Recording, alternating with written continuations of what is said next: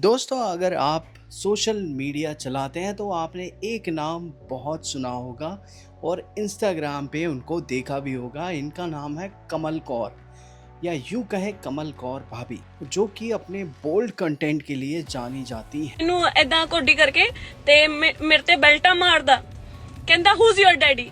है या यूं कहें थी, क्योंकि कल ही उनका मर्डर कर दिया गया है। पंजाब के बठिंडा में कमल कौर उर्फ कंचन कौर का मर्डर कर दिया गया है और उनका शव एक यूनिवर्सिटी के पास में एक एओन गाड़ी से बरामद हुआ है। पुलिस का कहना यह है कि जब इनका शव बरामद किया गया तो इनके पास से बहुत तेज दुर्गंध आ रही थी, जो कि इंडिकेट करती है कि इनकी हत्या की गई और इनका शव ला करके प्लांट किया गया उस इओन गाड़ी में। अब जब तहकीकात की गई, कैमरा रिकॉर्डिंग चेक किए गए, आसपास के सीसीटीवी कैमरा से दो निहंगों को गिरफ्तार किया गया है, जो कि निहंग संप्रदाय से ताल्लुक रखते हैं। हालांकि कुछ समय से अगर आपने इनके कंटेंट को फॉलो किया होगा तो ये अपने उत्तेजक कंटेंट और बोल्ड कंटेंट के लिए जानी जाती थी और पंजाब में इनकी अच्छी खासी, यूं कहें कि इनकी पंजाब में अच्छी खासी आलोचना होती थी। 6 महीने पहले ही अमृतपाल सिंह ने, जो कि बहुत सुर्खियों में रहा है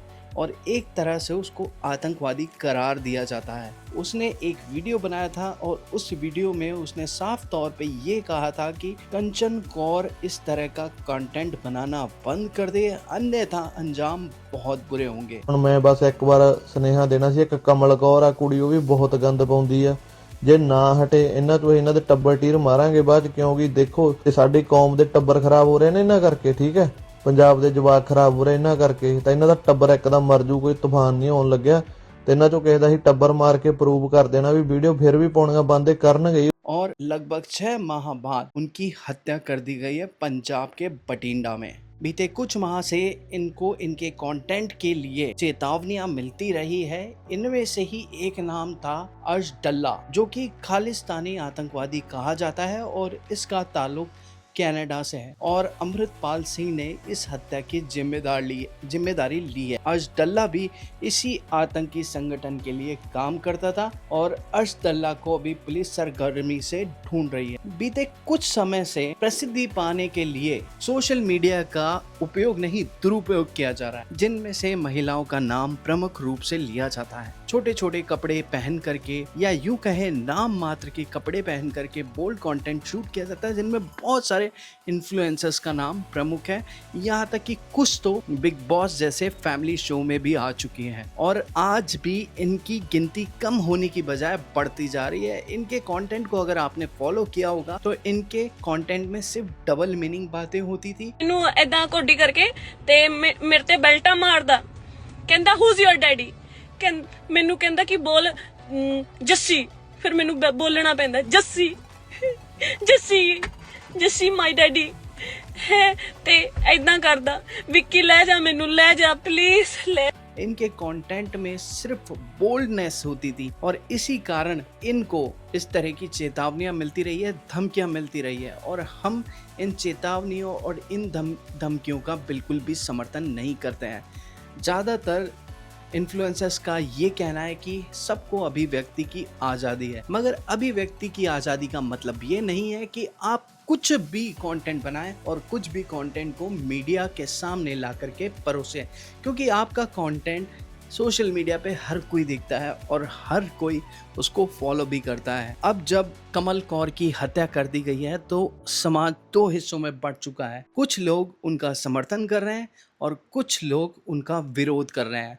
समर्थन करने वाले लोगों में ज़्यादातर सोशल मीडिया इन्फ्लुएंसर्स ही हैं जो इस तरह का कंटेंट बनाते हैं। वहीं सिख समुदाय का कहना ये है कि इन जैसे इन्फ्लुएंसर्स ने इस तरह का कंटेंट बना करके हमारी धार्मिक भावनाएं तो आहत की ही है, मगर आने वाली जो पीढ़ी है वो भी इस तरह का ही कंटेंट फॉलो कर रही है और उसी तरह का कंटेंट बना रही है। दोस्तों, मैं ये बता दूं कि कमल कौर भाभी की संदिग्ध अवस्था में आदेश मेडिकल यूनिवर्सिटी, जो कि बठिंडा शहर में है, उसी की पार्किंग में इनकी लाश बरामद की गई है, जो कि एक इओन गाड़ी थी। आसपास के सीसीटीवी कैमरास को चेक करने के बाद में 2 निहंग सिखों का नाम सामने आया था और उनकी तस्वीरें भी पुलिस ने जारी कर दी थी, जिसको बीती रात को गिरफ्तार कर लिया गया। इस हत्याकांड में जिन 2 निहंग सिखों को गिरफ्तार किया गया है, उनकी फोटो भी सामने आ चुकी है और उन्होंने बाकायदा अपने जुर्म को कबूल किया है कि हाँ, हमने ही कमल कौर उर्फ कंचन कौर उर्फ कमल कौर भाभी इनकी हत्या की है। और हत्या का कारण सिर्फ यही है कि ये इस तरह का कंटेंट बनाती थी जिससे कि सिख धर्म की भावनाओं को ठेस पहुंचती थी। अब आप मुझे बताइए, अगर एज अ ऑडियंस आप इस वीडियो को देख रहे हैं तो आप किस तरह रिएक्ट करना चाहते हैं, क्योंकि समाज 2 हिस्सों में बढ़ चुका है, एक समर्थन में है, एक विरोध में है।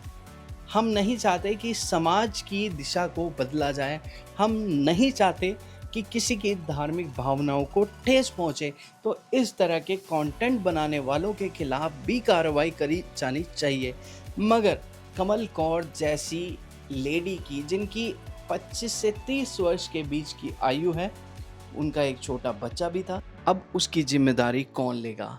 इन्होंने तो उसकी हत्या कर दी और इनका बदला पूरा हो चुका है।